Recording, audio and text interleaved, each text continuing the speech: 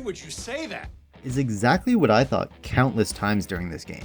For whatever reason, Nadine continuously brought up awkward topics of conversation, and I don't know why. Hey everyone, I recently realized that it's been a while since I featured a PlayStation game here on the channel, so I decided to look through my PlayStation backlog for a game to try. With Uncharted The Legacy of Thieves collection and the Uncharted movie set to release shortly, I thought it would be a great time to play through Uncharted The Lost Legacy. I'm actually not playing the collection, I'm playing through the physical disc from my backlog for the PS4. This game has some highs and lows compacted into a rather short experience. So, let's go over what I experienced while playing this for the first time, and where I think it should be placed in your backlog. First off, let's go over what everyone can see right away, the visuals. Graphically, I think the game looks really good. It does have a similar vibe to the mainline Uncharted games, which is a good thing because they are clearly connected, so it only makes sense that it looks the same. The set pieces though are great. I think they had a good amount of detail, and the fact that the game felt a lot more open compared to what I was expecting makes the visuals stand out to me a bit more than they usually would. The game also ran very smooth. I had one massive frame drop, but typically for the majority of the game, it ran smooth with nicer visuals than I was expecting. I was rather impressed by it. The audio in the game is pretty good too, which is no surprise because there's similar weapon and explosion sound effects from all the other Uncharted games. The voice acting is also really well done. While I didn't enjoy all the characters and the dialogue they were given, I think the actual acting from the voice actors were really well done. The script though was like 90% good.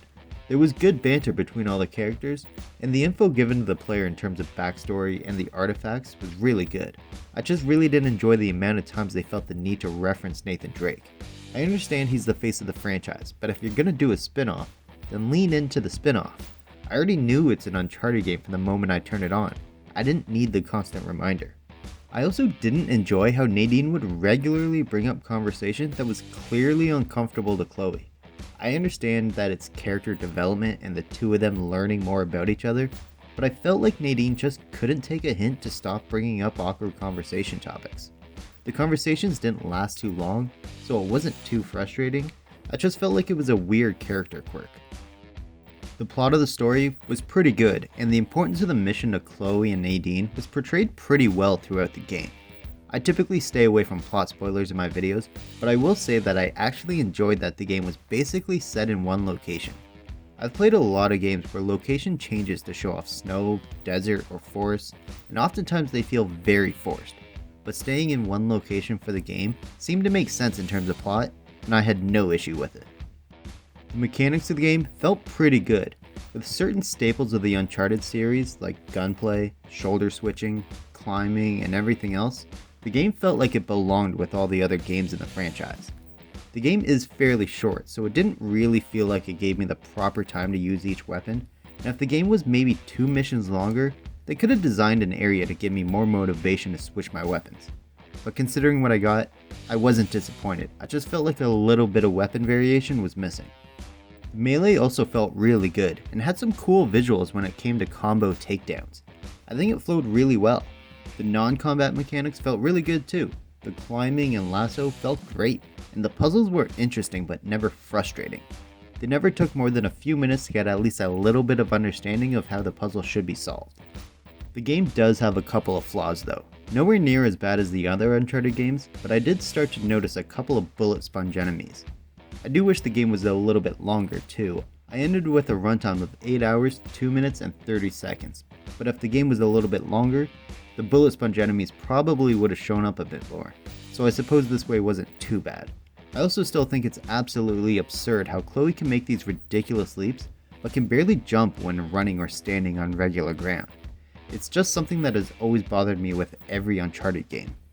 Nadine's dialogue is also something that bothered me throughout the game, but I can definitely understand if that doesn't bother other people. Other than that, there was one major moment of dropped frames. This is not an issue with my capture card, this is how choppy the game got in this moment for me. But it was one moment out of an 8-hour game, so that's not a terrible ratio. Once I was done with the game, I did try out the multiplayer aspect of the game. To start, I tried the survival mode, which felt pretty flat and generic, just waves of enemies. I didn't end up playing it for very long because there was nothing about it that hooked me to keep me going. The online multiplayer, however, totally different story. I was pretty surprised that I found a game. I had no idea if there was going to be a thriving community or not. I was expecting it to be searching for 10 minutes and then kick me out, but I found a game every time I tried, usually within 10 seconds of hitting the matchmaking button. The gameplay was also very smooth. No lag, no hit detection issues. It feels like a fantastic multiplayer experience. I played it for about 4 to 5 hours over a couple of nights and had an absolute blast. The loadout customization seemed pretty good too. It seems like there's a lot of different ways to build your loadout. I had no issues with getting kicked out of games, but I did have issues with being put onto teams that were already losing 20-1 when I joined. So maybe the balancing isn't as good as it could be, but still, the online worked really well and I enjoyed playing it quite a lot. Overall, I think the game has a lot of positives. Good smooth gameplay, good visuals, and well-designed puzzles, but I do think it could have done a little bit more to get out from the shadow of the main Uncharted games. Even if it was just avoiding the name Nathan Drake, I think it needed something to make it stand out a bit more as its own thing. So now that I've finished the game, where do I think you should have Uncharted The Lost Legacy in your backlog? I think it should be at the top of your backlog. The game isn't very long, and if you want to search for every collectible, you can stretch out the game's runtime. And if you just want the campaign experience, I think it's a really good time. But that's not the game's only aspect. I actually think the multiplayer portion of the game should also be at the top of your backlog. If you enjoy the Uncharted gameplay, but don't want to continuously replay the same campaign missions over and over again, then I think you should absolutely try out the online multiplayer. And there we have it, where I think Uncharted The Lost Legacy should be in your backlog. Let me know down below if you plan on giving the game a try. Did you know the online portion was alive and well? Because I sure didn't. If you enjoyed the video, be sure to hit the thumbs up. It really helps out a lot. And don't forget to share the video with anyone who might enjoy it. If you're new here, be sure to subscribe for more video game related content. If you still have Titanfall 2 in your backlog, then be sure to check out that video next. Thanks for making it to the end of the video. Thanks for watching.